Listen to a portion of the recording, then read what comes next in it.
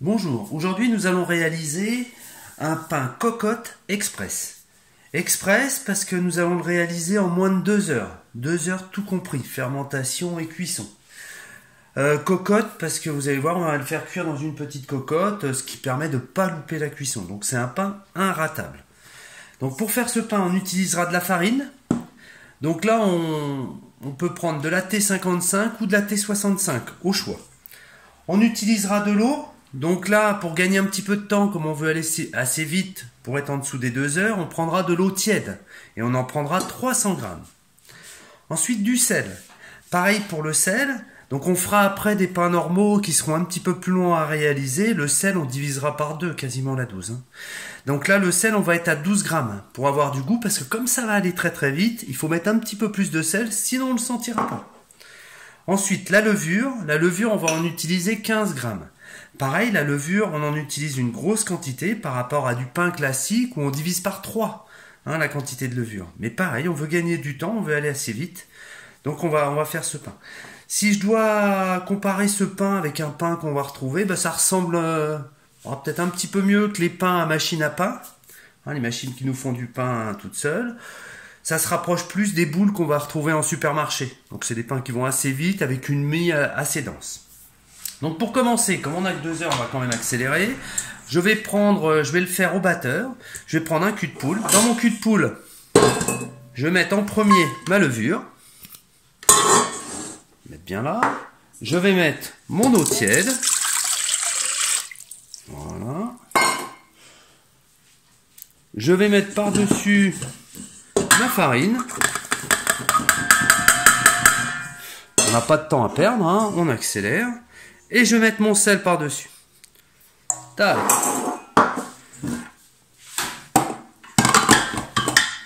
Je monte mon batteur.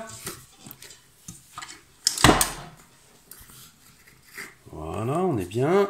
Et je le mets au ralenti que ça mélange déjà un petit peu. Voilà.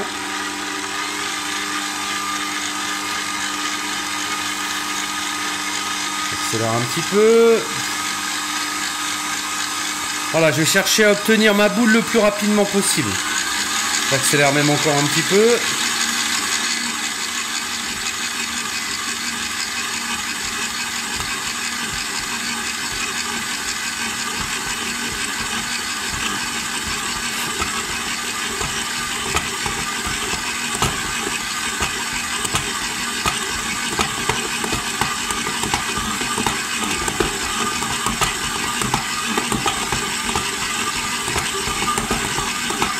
Voilà, ça commence à décoller un petit peu les bords. Ma pâte commence à faire une boule.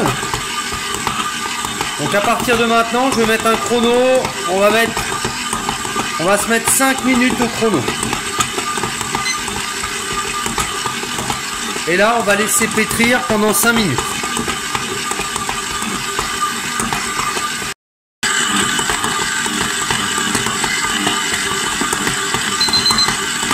Voilà, on a fait nos 5 minutes de pétrissage. Donc j'arrête. Même si je veux aller vite, je vais regarder quand même l'élasticité. L'élasticité, ça veut dire s'il s'étire, s'il se déchire un petit peu. Voilà, il s'étire quand même pas mal. Ok, bon, j'ai une pâte quand même qui est très très chaude par rapport aux pâtes. On fera du pain traditionnel quand même. Celui-là, c'est un pain qu'on fait quand on est pressé. Mais on fera quand même un petit peu de pain traditionnel. Donc je vais le mettre sur mon plan de travail. Je vais quand même le travailler un tout petit peu. Je vais le ramener un petit peu. Je ramène les bords vers l'intérieur. Je vais lui donner un petit peu plus de corps. Qu'il se tienne bien. Tac. Donc en hydratation, j'aurais pu même l'hydrater un petit peu plus. Les pains qu'on veut faire comme ça de façon assez rapide, on peut augmenter un petit peu le taux d'hydratation. Là, la pâte, elle m'a l'air un petit peu ferme.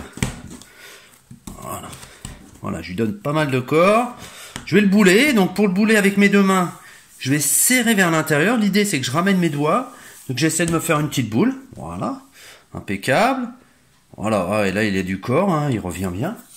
Donc ce que je vais faire maintenant, je vais le mettre dans un petit cul de poule, un bassin. J'aurais pu garder l'autre aussi. Et je vais mettre du papier film dessus. Tac. Voilà, je vais le filmer, je vais même le filmer au contact. Je vais le laisser à température ambiante, hein, même un point assez chaud. Hein, c'est une pâte qui est assez chaude par rapport à une pâte classique, hein, puisqu'on a mis de l'eau tiède. Hein, donc ça devrait pousser assez rapidement. Et là, on est parti pour une demi-heure. Top chrono. Pendant que ma pâte se détend, on va voir un petit peu ce qu'on va utiliser comme récipient pour la cuisson. Donc pour la cuisson, hein, c'est cocotte. Donc l'idée c'est d'avoir un plat, soit un plat en fonte, soit un plat, je sais pas quelle matière c'est, hein, mais qui ferme. Hein, l'idée c'est d'avoir un plat qui ferme. Et du coup, avec l'humidité de la pâte qui va rester à l'intérieur, ça va permettre à ma pâte de bien pousser et d'avoir une jolie coloration. Comme on ferait dans un four de boulangerie classique. Hein, mais en trichant un petit peu avec un chapeau qui va retenir l'humidité. Donc on peut prendre une cocotte en fonte, on peut prendre ça, on pourrait prendre un plat avec un couvercle qui craint pas la chaleur, bien sûr, hein, sans plastique, etc. L'idée c'est vraiment de le couvrir pour que l'humidité reste à l'intérieur. Voilà. Donc si on a du temps, cette partie-là, on peut la rallonger jusqu'à 1h30. Là on fait une demi-heure, voilà, on a une demi-heure pile. Hein, donc ça passe très très bien, mais si on a du temps, on peut très bien repousser ça jusqu'à 1h30. Donc là, nous, notre but, c'est d'être en dessous des 2 heures. Donc on va prendre la pâte, voilà. Voilà, elle s'est quand même détendue, elle colle un tout petit peu plus. Voilà. Même principe, hein, on va lui redonner encore un petit peu de corps, on va chasser un petit peu les gaz, mais pas trop non plus. Puisqu'on joue pas trop sur la fermentation.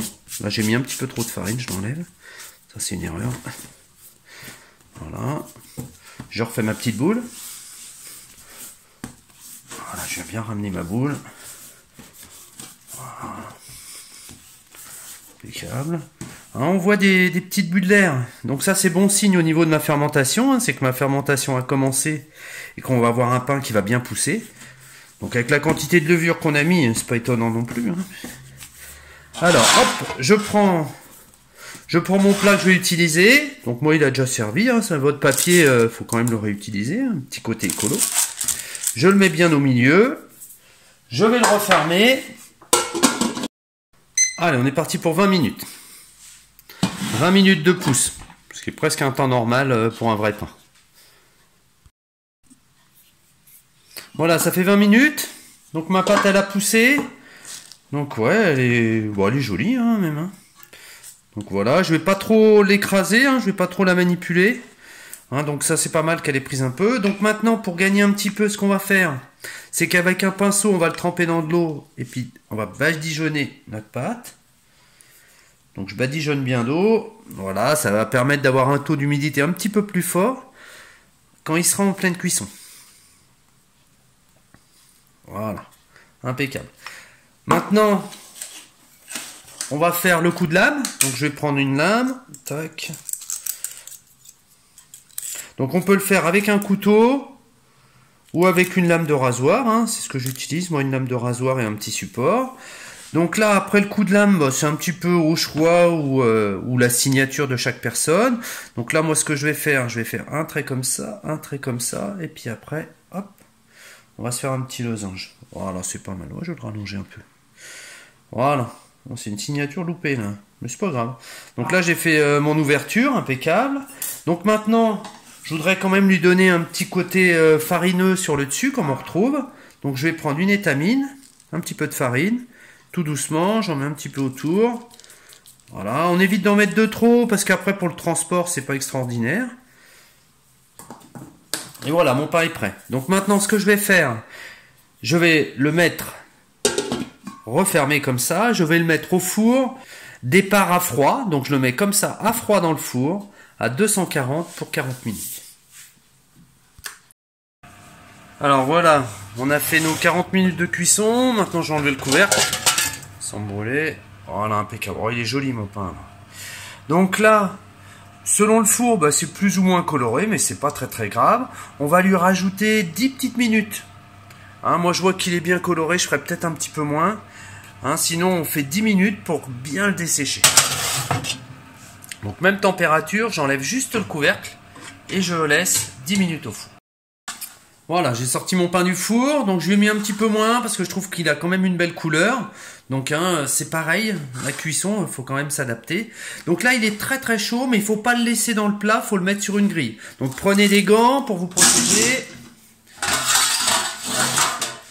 Voilà, et on enlève la petite partie qui nous servira. Donc maintenant, mon pain il est chaud, il doit être bien croustillant. Hein. Si on appuie un peu, on entend déjà que ça croustille. Par contre, là, il faut le laisser quand même reçu un petit peu. Donc, il faut le laisser sur une grille, reposer un petit peu, au moins 10 à 20 minutes, hein, selon si on est pressé ou pas. Mais là, on le laisse reposer, refroidir. Et donc, on a vu nos coups de lame, bah, ils sont assez jolis. Donc, le pain, il a bien poussé. On a les coups de lame qui ressortent ici et on voit que ça a bien grossi. Donc, c'est pas mal. Hein, on a un beau pain. Qui a été fait en moins de 2 heures. Hein. On a respecté le challenge. On est en moins de 2 heures pour la réalisation d'un pain. Voilà, mon pain a bien refroidi.